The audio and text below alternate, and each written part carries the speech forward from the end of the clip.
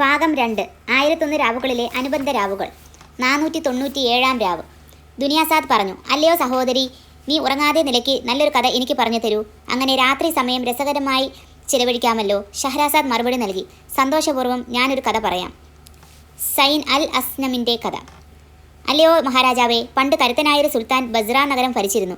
അങ്ങേയറ്റം സമ്പന്നനായ അദ്ദേഹത്തിന് ലോകത്തിലെ എല്ലാ സുഖസൗകര്യങ്ങളും ഉണ്ടായിരുന്നു.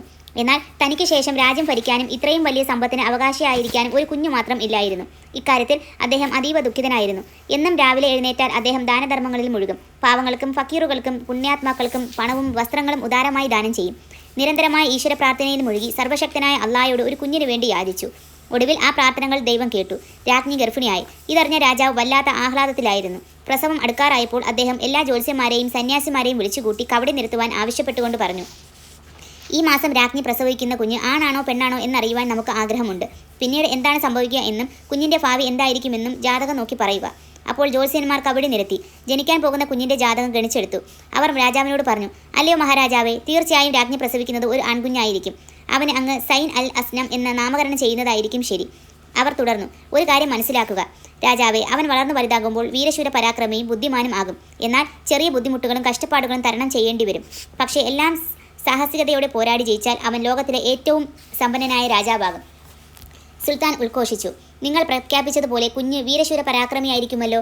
അപ്പോൾ അധ്വാനശീലനായിരിക്കും. ബുദ്ധിമുട്ടുകളും കഷ്ടപ്പാടുകളും രാജകുമാരന്മാരെ പരിശീലിപ്പിച്ച് കരുത്തനാക്കാനുള്ള ഉപായങ്ങളാണ്. ഏതാനും ദിവസങ്ങൾക്ക് ശേഷം രാജ്ഞി ഒരു മകനെ പ്രസവിച്ചു. അതിസുന്ദരനായ ഒരു കുഞ്ഞ്.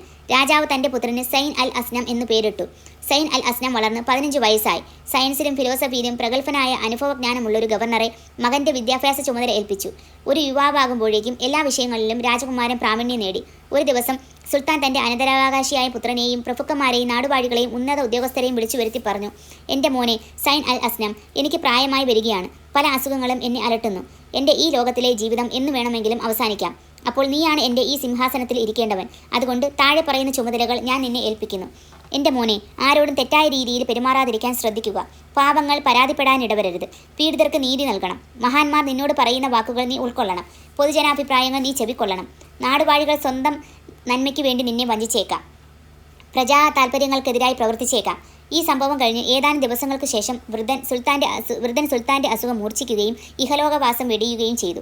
6 ദിവസത്തെ ദുഃഖാചരണത്തിന് ശേഷം അവൻ സദസ്സിൽ ചെന്ന് രാജസിംഹാസനത്തിൽ ഉപവിഷ്ടനായി. എല്ലാ മന്ത്രിമാരെയും പ്രഭുക്കന്മാരെയും സൈനിക മേധാവികളെയും വിളിച്ചുകൂട്ടി സഭാ നടപടികൾ നടത്തി. അച്ഛൻ്റെ മരണത്തിൽ അവർ എല്ലാവരും ഖേദം പ്രകടിപ്പിച്ചു. അവന് എല്ലാ ഭാവുകങ്ങളും നേർന്നു. രാജാവിന് നന്മയും രാജ്യത്തിന് അഭിവൃദ്ധിയും നേർന്നു. അപ്പോഴേക്കും നേരം പുലരാറായെന്നും തനിക്ക് കഥ പറയാൻ അനുവദിച്ച സമയം തീർന്നെന്നും ഷഹ്രസാദ് മനസ്സിലാക്കി.